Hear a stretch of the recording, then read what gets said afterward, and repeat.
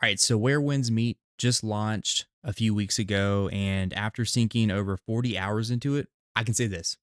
I am literally blown away and I'm having so much fun with this game.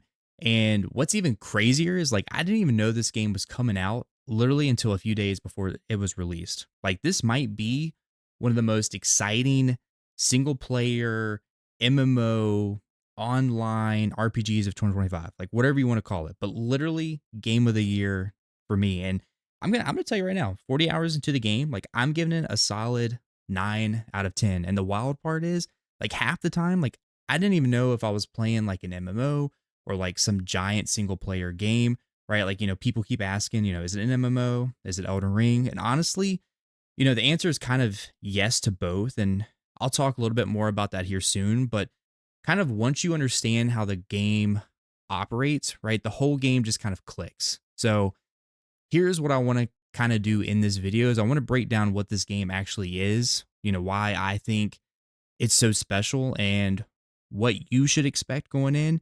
And I'll kind of give you a list of like some pros and cons. But look, this game is free. So there's really no reason for you to like not download it and try it. But let's get into the video. All right. So first, let's talk about the whole identity thing, right? Because that's the part that kind of throws everyone off at the start.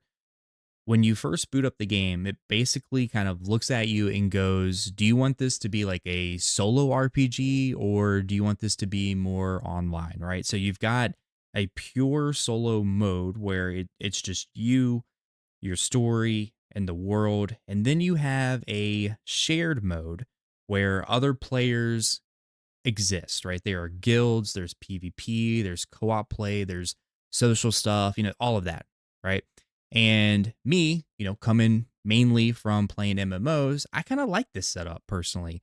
And honestly, if you think about it, when you're playing like an MMO, you're usually just spamming the story anyway because you don't really care and you're just doing the story alone anyway, right? So having this part kind of gives you a little bit more freedom to kind of just do your own story, allows more for more like cinematic moments. And yes, the first chunk of the game plays like a big budget single player RPG.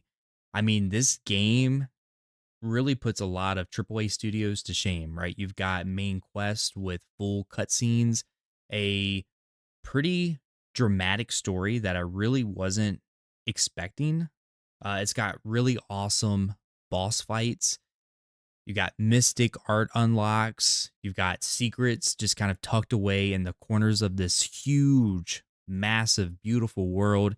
And you can really just progress your character however you want and do kind of your own thing at your own pace. And I just love that, right? Like world exploration is just so good.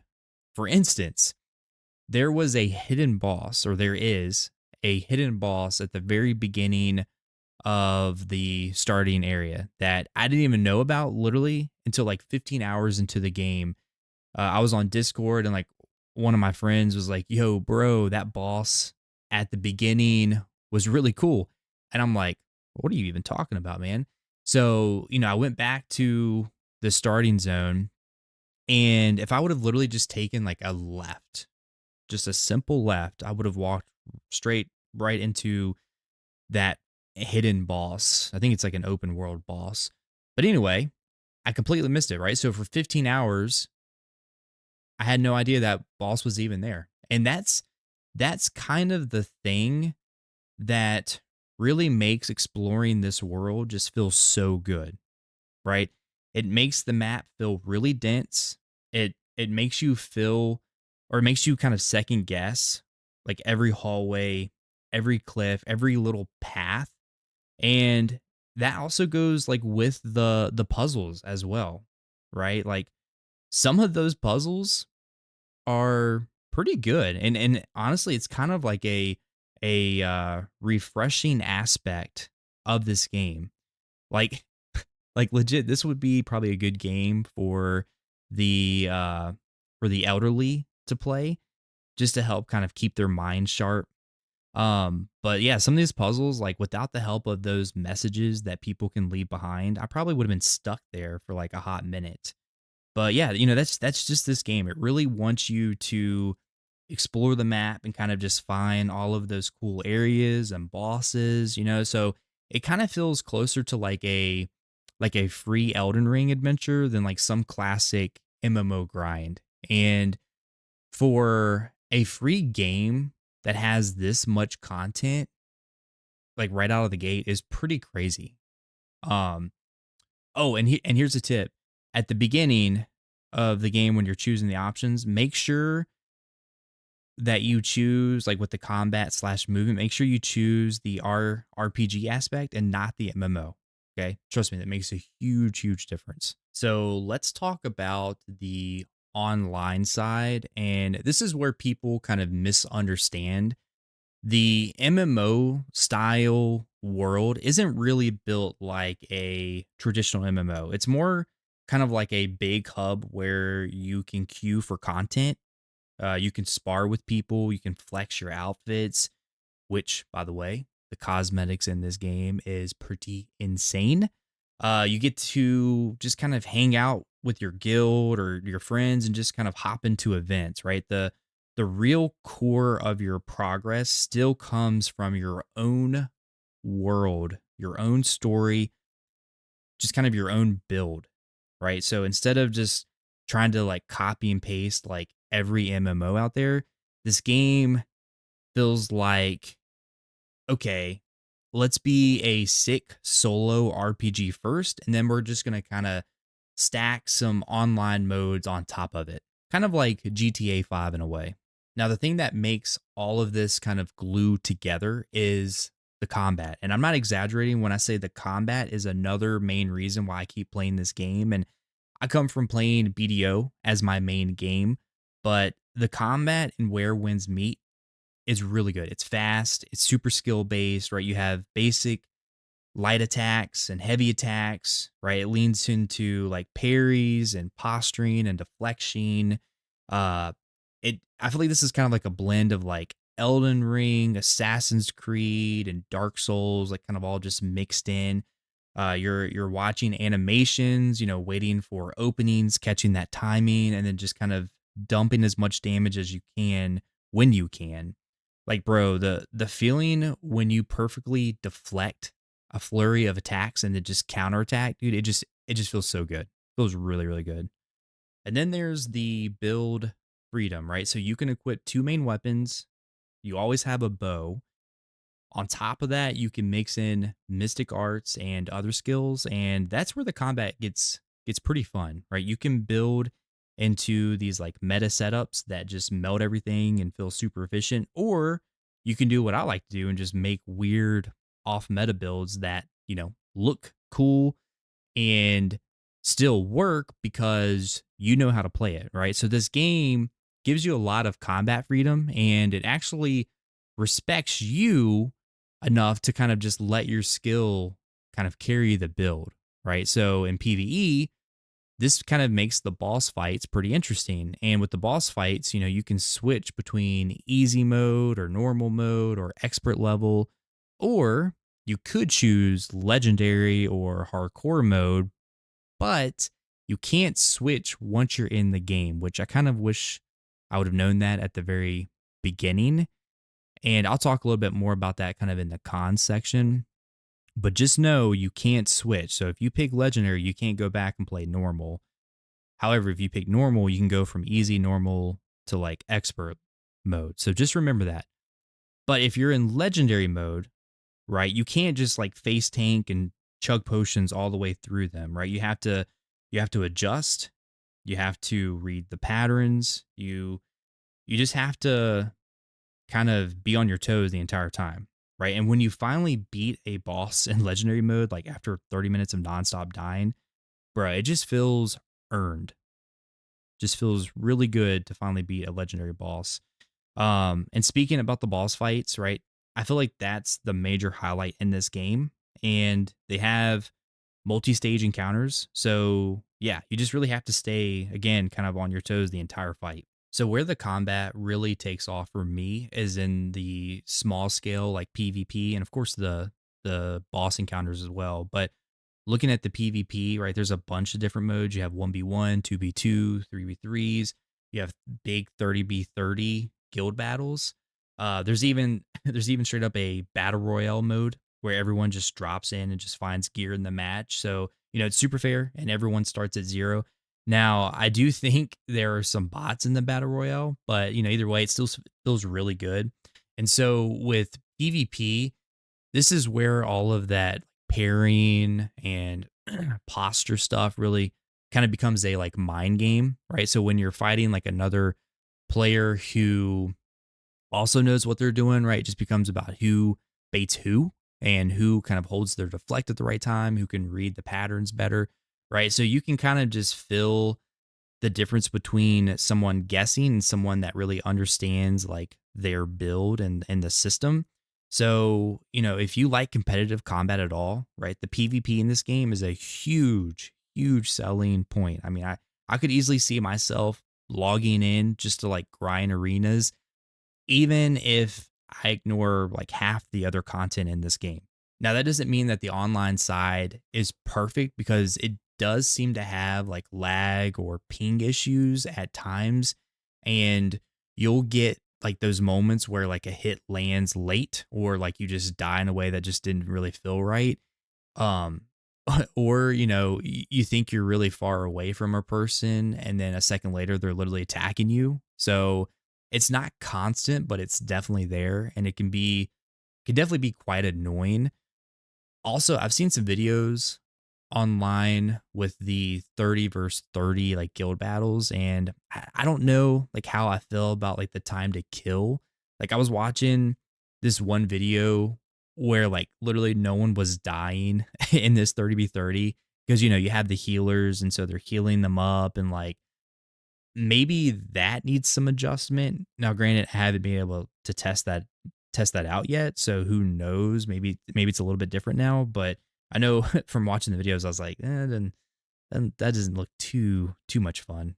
Speaking of the online side, let's talk about the PvE and guild stuff. So, yes, there are dungeons, there are raids, and again, right, there's those big 30 versus 30 guild versus guild battles, right? It's all kind of there on the menu. And that's pretty cool because it means that there's room for this game to grow long term, especially for in game.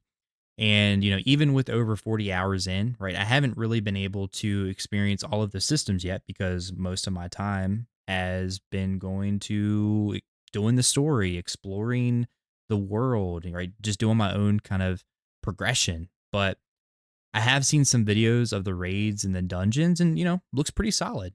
Looks like there's a healer, there's a DPS and kind of a tank system in place, right? So that Holy Trinity system.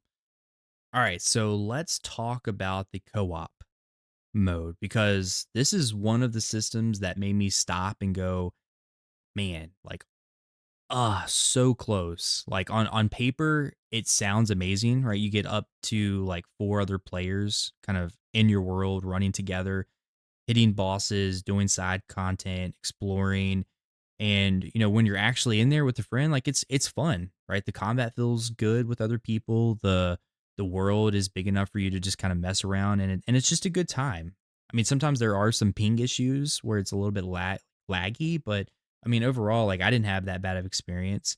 Like I queued up with a random person who played on played on the PS5, and it was a fun experience. Like I was able to speak to that person on the mic right through the proximity chat, and even though they didn't talk back, they were we were that person was messaging throughout, so they could like hear me talking, and the experience was pretty solid. But here's the catch: only the host really can progress their own world, right? So you can't do the main story quest in co-op. Also, you have to make sure that there is a co-op symbol for the quest, and then you can invite the person into your world to have a shared kind of progression path. It's kind of confusing, but if the host doesn't invite you correctly, then the shared progression will not work. and then only the host will pick up like certain key rewards or mystic arts. So, you'll have to go back into your own world later to grab that stuff. And I just feel like that's just kind of a missed opportunity because it's like, why go into another person's world even though you can't really progress your character? So, co-op kind of ends up feeling like let's help our friend mode rather than like true like let's play this whole game together mode. And that kind of sucks because this world would be perfect for like a real shared playthrough and to kind of share the whole experience, just with your friends. That said, when you treat it with like, hey, let's just hop in and like kill some stuff, do some side content and have like fun for an hour, like it's still a really good time. It's just not like this fully synced progression sharing co-op experience that you kind of would think it would be. So let's talk about the housing and building aspect in this game, which is really, really cool. And it's not some tiny feature. Like you can actually create some huge custom structures, bro. Like I seen one video on Reddit where someone literally created Hogwarts in their game. Pretty crazy. And yeah, essentially you can just build that into your own like solo world and you can invite people through co-op to see it. But that's about it, which kind of sucks because it would be cool to have that feature like built into the multiplayer world aspect too. And I think I saw somewhere with like the Chinese version, like you can maybe build structures in like a guild manor type thing. But if you're like hoping for something like Final Fantasy 14 where you can just see random people's buildings, right? That's just not in this game, unfortunately. But yeah, other than that, like you can build mansions, towers, just build different stuff that just that doesn't really look like it belongs in this game, which I guess could break some immersion, but at the end of the day, like it's in your own solo world anyway. So, if you're that kind of player that likes building and likes to like decorate and just build whatever, like that alone might eat hours and hours of your life. So, if it's one of those features that can really just make the whole game just kind of feel bigger. All right, so we need to talk about the scary word free to play. Anytime you say free and online in the same sentence, people start to think, what's the catch? And honestly, right now, the catch is very small. Like this game, as it stands while I'm making this video, is not pay to win. Like the developers, even when you first open up the game, it literally they give a message saying that this game is not pay to win. You cannot swipe for raw stats or giant power increases. The shop is just mostly cosmetics, outfits, skins. There is a battle pass, but it only mainly gives you cosmetic rewards. And there is a slight bump to this like energy type system, right? So yes, there is an energy system that kind of time gates some rewards. Yes, if you pay, you get like a tiny boost over time, but again, we're talking super tiny. Like I've seen people say it's like a 1 to 2% increase. So it's not the kind of thing where a well can just show up and just get way ahead because they spent money, right? It's more kind of like a couple more chances on some rewards. It's there, but it doesn't ruin the game, right? So there is a gotcha system, but it only seems that it looks mainly based on just cosmetics only, right? It's not like attached to like certain skills or stats or anything like that. And, in a space where a lot of games really go hard on like selling power, like look at Ion 2, right? Um, this feels very fair to me. Side note, this is kind of crazy. I did see where a person spent like over $40,000 for like a super rare in-game boat called the Mirage boat that it doesn't give you like any competitive advantage, but there are some features like being able to like invite your friends and then like cruise around in the world like a taxi. And I had the opportunity to hop on the boat and it was pretty cool. Like it was pretty cool. But Yeah, anyway, after, 40 plus hours into this game, let me go ahead and just give you my list of like big pros and cons for this game. All right, so let's take a look at the pros here first. So, the world is just gorgeous, right? The atmosphere, the vibe, the art, all of it makes running around the world just feel so good. World exploration is S tier and it actually matters, right? You don't just get junk, you get new abilities, new tools, new secrets, fun surprises. Combat is really, really good. It's fast. The skill animations are flashy. It's skill based and flexible. Um, you can play how you want and still feel really strong if you put the time in. PvP is exciting with the duels, the small teams, the battle royale, the 30 versus 30, which I haven't been able to experience that yet. But it's there. There's a lot of content there for the combat just to kind of shine in different ways. There are dungeons, raids, again, guild battles, a lot of systems that give the game a lot of room to grow long term. The housing and building in this game is very deep. And if you like making things, like you'll literally lose time, a lot of time just doing that aspect of the game.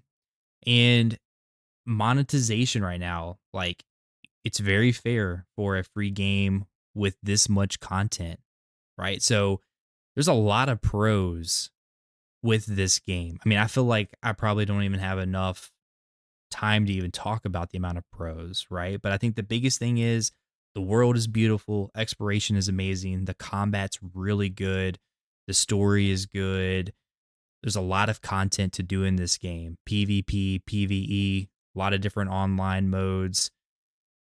Moving to the cons though. So, things that I would like to kind of see be improved, right? So, the UI menus is rough, bro. Like it's like menus on menus on menus, right? So the menus feel busy, they're confusing until like maybe you learn where everything is and even then you're still like, "Bro, like where is this at?" Like please fix your menus. It is so bad. So bad. Like probably 10 hours into the game, like I still couldn't, and this is probably a me thing. Okay, let's just get that straight. But like I couldn't figure out how to put the potions in the quick slot area. Granted, like I was using a fan weapon, so I wasn't really pressed to try to learn to put potions because I'm using the fan to like heal myself. But either way, menus need improvement. Okay. Another con is there are a lot of systems thrown at you fast, right? So like new players are going to feel very overwhelmed in the first several hours. Now, you could say that's a good thing or a bad thing, right? Because there's a lot of content here to learn and to understand. So I can see that perspective, but I think especially as a new player, like especially try to navigate through those menus again, like it's confusing and overwhelming. Uh, Another con, co-op is limited, right? It's fun moment to moment, but it doesn't let everyone progress equally and you can't run the main story together, which just sucks. Like I wish you could run the main story together. I wish there was a shared progression with that and it just sucks that you can't do that. Uh the online world doesn't really feel like a classic MMO world, right? It's kind of more of like a hub for queues and for PvP and events rather than like a place that you like live in full time. Another con here is some things are time gated, like your level. And if you hate energy or stamina style systems, like you're gonna notice that. And just me personally, and I feel like a lot of people just don't like time gated content. There's also certain time slots for PvP. So only certain hours of the day you can actually play PvP, which again, I think is just stupid, especially like if you're on a certain work schedule. If you only work certain hours of the day, then you might miss out on being able to play PvP. Uh, the last con, which I kind of spoke about this earlier, but it's another kind of annoying aspect, which again is probably just a me thing, and I probably just wasn't reading, right? Because we know how we don't like to read. But I had no idea, when I was creating a character, that if you don't pick legendary mode off the bat, then you can't switch to a different difficulty mode later, unless you make like a new character, right? Which I kind of get, but also it would have just been nice to be able to have the option to swap between the different modes, right? Like if I want to start the game off with like normal and just be able to kind of learn the game, learn the combat, maybe do the boss in normal mode and then just go back to the boss and then try it in expert mode, right? So I wish I would have known that at the beginning. But it is what it is, I guess. Just know that you can't switch. Okay, that's the biggest thing. Um, because if you really wanted to do legendary mode, right, and you put all of the hours in to like normal mode, like I feel like at least for me personally, like I don't know if I'll go back and play legendary mode because like I already have 40 hours into my main character. So yeah, with all of that in mind, after 40 hours sunk into this game, I'm giving Where Winds Meet a solid 9 out of 10. And for me personally is kind of the game of the year. The reason why it's not a 10 out of 10, and I feel like it's hard to give any game a 10 out of 10 because no game is perfect, right? But specifically, for this game, the UI is a mess, the limits with co-op, and we just don't know the long-term in-game aspect of this game. But other than that, everything that's already good, like it's really good, bro. Like the combat's so good, the world exploration, the story, the PvP, the housing. If they fix some of the issues that I mentioned and kind of smooth out more of the online side and just kind of continue to expand like on the in-game aspect, like this could honestly become one of those like games that people talk about for a pretty long time, right? Like even if they don't hit like every single mark, right? I feel like it already stands out as like one of the best free RPGs experiences that you can jump into like right now. So here's my recommendation. If you love story RPGs and action combat that rewards like timing and skill, absolutely download this game. Again, it's free. Treat it like a giant single player game at first, but then it kind of starts to open up. If you are really into PvP, right? This is a great game to like just hop in and like test your reactions and builds, right? Like the arenas and the battle royale are absolutely, worth your time. If you only care about a pure traditional MMO experience with like a huge open world where everybody's together and has like a proven in-game loop, then this game might not be exactly for you. But again, it's one of those games where I think it's still worth trying for yourself because it is free to play and you really have nothing to lose. So, yeah, if you're already playing this game, let me know down in the comments. Let me know how many hours that you've been able to kind of get so far into the game, and are you enjoying it? Are you having fun? How would you rate this game and why? But as always, thanks for watching, and I hope you have a great upcoming week. And I'll see you in the next video. Peace.